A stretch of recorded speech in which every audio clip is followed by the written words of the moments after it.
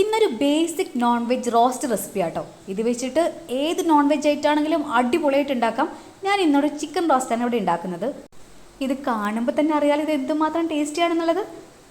ഇതിനായിട്ട് ഒരു ചീനച്ചട്ടിലേക്ക് ആവശ്യത്തിനുള്ള വെളിച്ചെണ്ണ ഒഴിച്ചു കൊടുക്കുക. അതിലേക്ക് സവാള അരിഞ്ഞിട്ട് കൊടുക്കുക കേട്ടോ. ഈ സവാള ചെറുതായിട്ടൊന്ന് വാടി വരുമ്പോഴേക്കും ഇഞ്ചി, വെളുത്തുള്ളി, പച്ചമുളക് ഇതൊന്ന് ചതച്ചത് ചേർത്ത് കൊടുക്കുക കേട്ടോ. ഇത് വാടി വരുന്ന സമയത്ത് കുറച്ച് പൊടികൾ ചേർത്ത് കൊടുക്കുക. ചേർക്കുന്ന പൊടികളെല്ലാം ഒന്ന് മൊരിയിച്ചെടുക്കണം. അതുകൊണ്ട് തന്നെ വെളിച്ചെണ്ണ കുറവാന്ന് തോന്നുവാണെങ്കിൽ കുറച്ച് വെളിച്ചെണ്ണയും കൂടി ഈ സമയത്ത് നമുക്ക് ആഡ് ചെയ്യാം കേട്ടോ.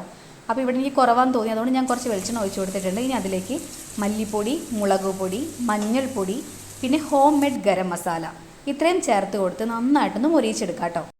ഹോം മെയ്ഡ് ഗരം മസാല തയ്യാറാക്കുന്ന രീതി ഞാൻ മുൻപ് കാണിച്ചിട്ടുണ്ട് കേട്ടോ. അതെല്ലാവരും ഒന്ന് കണ്ടു നോക്കണം. കണ്ടാൽ മാത്രം പോലെ ഉണ്ടാക്കിയും വെക്കണം.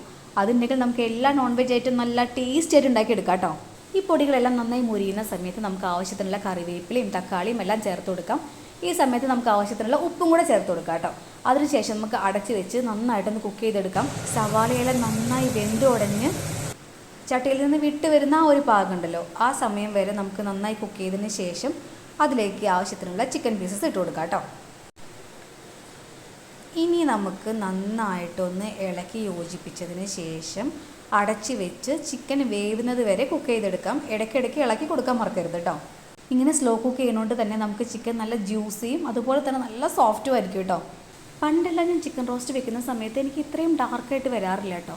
പിന്നെയല്ലേ നമുക്ക് ഐഡിയ മനസ്സിലായത് ക്ഷമയില്ലായിരുന്നു. അതുകൊണ്ട് തന്നെ പെട്ടെന്ന് ഉണ്ടാക്കിയെടുക്കലാണ് പതിവ്. ഇങ്ങനെ സ്ലോ കുക്ക് ചെയ്ത് തുടങ്ങിയപ്പോഴാണ് നല്ല ഡാർക്ക് കളറിലുള്ള റോസ്റ്റുകളെല്ലാം കിട്ടി തുടങ്ങിയത്. ഇത് ചോറിൻ്റെ കൂടെയോ ചപ്പാത്തിയുടെ കൂടെയോ പത്തിരിയുടെ കൂടെയൊക്കെ അടിപൊളി കോമ്പിനേഷനാണ്. പക്ഷേ കുറച്ച് ചോറും പപ്പടവും ഈ ചിക്കനും കൂടെ മാത്രം കഴിക്കാൻ ആർക്കെങ്കിലും ഇഷ്ടമുണ്ടോ? എനിക്ക് ഭയങ്കര ഇഷ്ടമാണ് കേട്ടോ. അങ്ങനെ ഇഷ്ടമുള്ളവർ കമൻറ്റ് ചെയ്യാൻ മറക്കല്ലേ.